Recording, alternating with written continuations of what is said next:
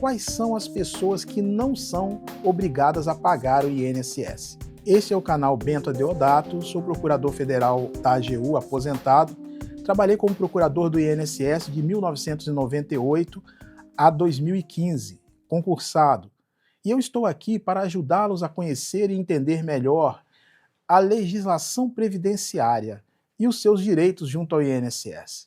Este é um vídeo curto que vai tirar algumas das suas dúvidas e hoje nós vamos falar quais são as pessoas que não são obrigadas a pagar o INSS. Em primeiro lugar, estão os militares. Os militares não estão filiados ao Regime Geral de Previdência Social, que é administrado pelo INSS. Porque os militares, eles possuem um regime próprio de previdência, onde lhes garante a reserva remunerada e lhes garante, outros benefícios que são previstos nas suas leis específicas. Então estão incluídos nestes regimes específicos dos militares os policiais militares, os bombeiros militares e os membros das Forças Armadas. Então eles estão fora do regime geral de previdência social que é administrado pelo INSS no que diz respeito às suas atividades militares. Agora, se o militar, além de exercer a sua atividade militar, por exemplo, ele é professor em uma escola particular ou como contratado em uma escola pública, então, neste caso, em razão da atividade militar, ele está fora do regime geral de previdência social administrado pelo INSS, porém, em razão da atividade paralela que ele exerce, ele estará filiado obrigatoriamente ao regime geral de previdência social administrado pelo INSS. Então vamos dar um exemplo. O militar do Exército, por exemplo, como militar do Exército, ele está afiliado a um regime próprio de previdência dos militares. Mas, por exemplo, ele também leciona em uma escola particular, ou em uma universidade, ou coisa semelhante. Então, ele será filiado ao INSS em relação àquela atividade docente que ele exerce. Ah, mas quer dizer então que ele pode ter duas filiações de previdência? Nestes casos, quando ele exerce a atividade de filiações distintas, obrigatórias distintas, ele pode e deve, e aliás, não pode e deve, ele é obrigatoriamente filiado às duas formas de previdência, por força de lei. Porque a filiação ao regime geral de previdência social, em razão de atividades desenvolvidas que estão previstas na Lei de Previdência Social do regime geral, que é administrado pelo INSS, essas atividades, elas fazem com que a pessoa se filie obrigatoriamente, ela não tem escolha. Além disso, não estão obrigadas a pagar o INSS, porque não são filiadas ao INSS, as pessoas que exercem cargos públicos efetivos, os chamados servidores públicos efetivos, desde que eles estejam filiados a regime próprio de previdência social, os RPPS. Aqui no estado do Espírito Santo, por exemplo, nós temos o IPA-JM, que é o Instituto de Previdência dos Servidores do Estado do Espírito Santo, que é diferente, portanto, do INSS. O IPA-JM é responsável por administrar os benefícios dos servidores públicos concursados, servidores públicos efetivos do Estado do Espírito Santo. Por quê? Porque eles são filiados a regime próprio de previdência social. Eles estão excluídos do regime geral de previdência social, que é, este sim, administrado pelo INSS. O município de Vitória, capital daqui do estado, também possui o seu regime próprio de previdência. Existe uma lei municipal própria para assegurar os direitos previdenciários dos servidores do município de Vitória, servidores públicos efetivos. Então, estes, em razão da sua atividade pública, eles estão fora do regime geral de Previdência Social que é administrado pelo INSS. Porém, assim como os militares, se eles exercem, esses servidores públicos efetivos exercem outras atividades paralelas, atividade, por exemplo, de docência, ou se porventura exercem alguma atividade comercial, embora na maioria das vezes seja proibido ao servidor exercer o comércio, mas se mesmo assim ele exerce o comércio, ele é filiado obrigatório do Regime Geral de Previdência Social administrado pelo INSS, em razão desta atividade paralela que ele exerce no dia a dia.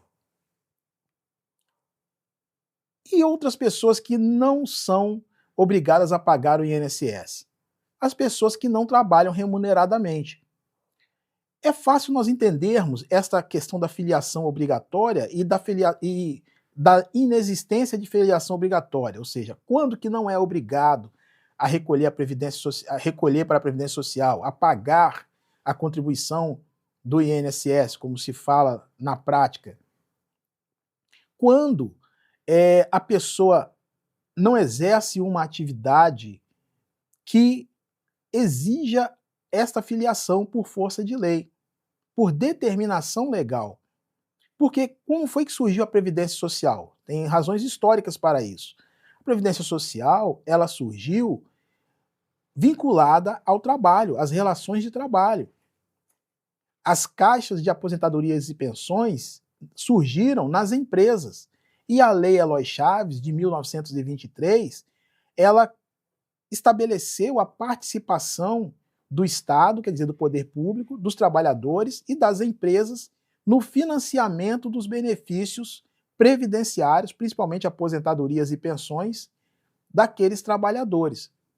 Então, o trabalhador, ele era obrigado a contribuir para aquelas caixas de aposentadorias e pensões para custear os benefícios de toda a categoria.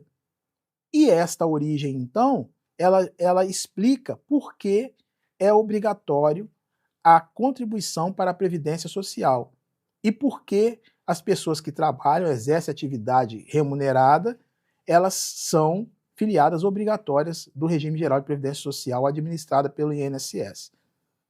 Eu sempre falo aqui Regime Geral de Previdência Social administrada pelo INSS para que as pessoas entendam a diferença entre Regime Geral de Previdência Social e INSS.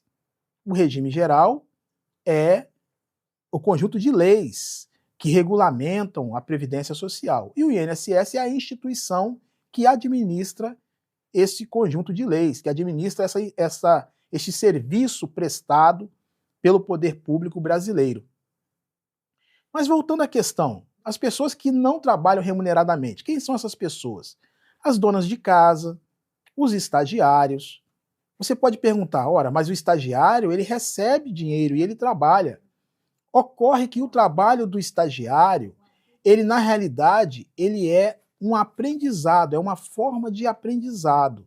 Ele está ali em uma empresa fazendo estágio, ou em qualquer outra instituição, ele está ali para aprender. E o que ele recebe de remuneração não é pagamento pelo seu trabalho, é na realidade um incentivo, é uma bolsa que ele recebe. Então, por isso, o estagiário, ele não é segurado obrigatório do Regime Geral de Previdência Social administrado pelo INSS. Agora, o estagiário, ele poderá se filiar ao Regime Geral de Previdência Social, se ele quiser. Como? Se tornando segurado facultativo do INSS. Ele terá, então, se assim o fizer, os mesmos direitos que os filiados obrigatórios possuem. Também não são obrigados a pagar o INSS os síndicos não remunerados. Por quê? Porque eles não são filiados ao Regime Geral de Previdência Social do INSS. Se ele é um síndico que não recebe nada para ser síndico, então, em relação àquela atividade, ele não é filiado obrigatório do INSS. As pessoas que vivem exclusivamente de renda, nós sabemos que há pessoas que elas exercem uma atividade, que elas exercem uma atividade de gestão do seu patrimônio próprio. Elas vivem de renda, por exemplo, vivem de aluguéis, vivem de aplicações financeiras. Então essas pessoas, elas não são filiadas obrigatórias do regime geral de previdência social administrado pelo INSS. Por quê? Porque o dinheiro que elas recebem não vem do trabalho diretamente, mas vem da exploração do seu patrimônio, a exploração do seu capital. Então, por isso, esta atividade não é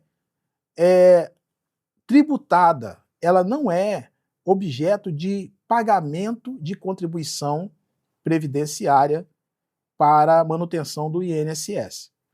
Da mesma forma que os estudantes, essas pessoas, se quiserem, poderão se filiar ao INSS, ao Regime Geral de Previdência Social, administrado pelo INSS, de forma facultativa. Isto é muito importante porque vamos imaginar a questão do estudante. Nós sabemos que todos nós corremos riscos. Risco de acidente, risco de uma doença que provoque uma invalidez por algum tempo ou, infelizmente, até por tempo indeterminado. E aí, imaginem uma família que tem ali seus filhos e com o orçamento extremamente apertado. E, de repente, um dos seus filhos, que são estudantes, todos os filhos são estudantes, por exemplo, só o pai e a mãe trabalham, e, de repente, ocorre uma situação em que um de seus filhos fica incapacitado, que seja temporariamente, para exercer qualquer tipo de trabalho. Ora, se este estudante for filiado ao Regime Geral de Previdência Social do INSS, se ele for segurado facultativo, ele não é obrigatório, mas ele pode, se quiser, ser facultativo. Se ele for segurado facultativo, ele terá os mesmos direitos que um segurado obrigatório, ou seja, ele vai receber um benefício do INSS enquanto ele estiver incapacitado para o trabalho. Então vejam que em uma situação desta, alivia a carga orçamentária dessa família, alivia a despesa dessa família. Vamos num caso mais comum. Nós sabemos que existe no Brasil muito problema de gravidez na adolescência. Então imaginem a situação, a família está ali com seu orçamento apertado e de repente o adolescente, ali a partir dos 16 anos de idade, a adolescente, melhor dizendo, a partir dos 16 anos de idade, engravida. Posso falar o adolescente também porque o pai também é responsável, né, pela gravidez. Então, o que vai acontecer? Essa gravidez vai pesar no orçamento da família, no orçamento dos responsáveis pela família. Se este adolescente ele for segurado, esta adolescente for segurada do Regime Geral de Previdência Social, segurada facultativa, ela terá direito ao salário maternidade. E isto aliviará a despesa da família. Então vejam que é muito interessante que os pais possam pagar o INSS, fazer a filiação facultativa de seus filhos junto à Previdência Social, porque ele vai dar uma garantia, um seguro para os seus filhos, para o caso de acontecer alguma situação, mas não somente isso, também vai contar para a aposentadoria. Nós vemos que a partir da reforma da Previdência, o tempo de contribuição, ele conta muito para a questão do valor da aposentadoria que a pessoa vai receber. Então, quanto maior o tempo de contribuição, a possibilidade de ter um valor de aposentadoria maior é mais certa. Então, daí ser interessante que o seu filho ou sua filha já esteja afiliado ao Regime Geral de Previdência Social, mesmo estando ainda como estudante. Apenas um detalhe: é preciso que tenha no mínimo 16 anos de idade. Somente a partir dos 16 anos de idade é que pode ser filiado obrigatório, que pode ser filiado facultativo do regime geral de previdência social. Bom, gente, sobre este assunto é isso que nós temos a falar. E se você tem algum comentário ou tem ainda alguma dúvida sobre este tema, deixa aí nos comentários. E nós temos no nosso canal no YouTube um curso de legislação previdenciária em linguagem fácil, onde você poderá aprofundar este tema e outros a respeito da previdência social.